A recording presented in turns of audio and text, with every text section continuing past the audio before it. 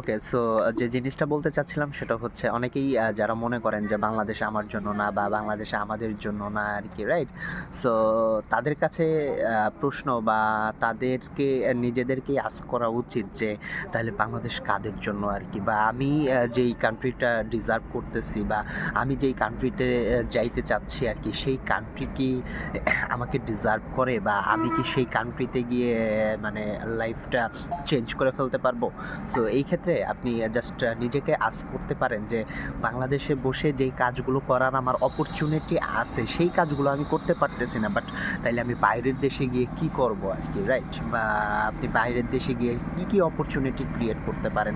দেখেন, আপনি যদি ডিপেন্ডেন্সিস ক্রিয়েট করতে চান সব জায়গায়, তাহলে আপনি আপনার অ্যাকচুয়াল যে এফোর্টটা বা আপনার অ্যাকচুয়াল হবিটা আর কি আপনি খুঁজে বাই করতে পারবেন না, যে আপনি কি করতে চান বা আপনার কোন কাজটা বেশি পছন্দ।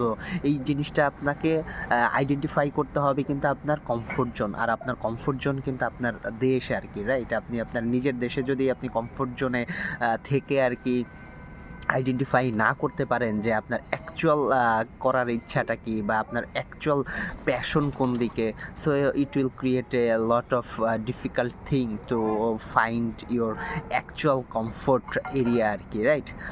সো বাংলাদেশে যতদিন আছেন বা বাংলাদেশে যতক্ষণ পর্যন্ত আছেন আর কি, সো আইডেন্টিফাই করার চেষ্টা করেন যে অ্যাকচুয়াল আপনি কি হইতে চান বা আপনার অ্যাকচুয়াল আপনি কীভাবে কি করতে চান আর কি। দেন আপনি ডিসাইড করতে পারেন যে আপনি হয়তো অন্য কান্ট্রিতে গিয়ে ওই জিনিসটা করলে আপনার বেশি বেনিফিটেড হবে আর কি, রাইট? বাট আপনার এই জিনিসটা এখনই করা উচিত।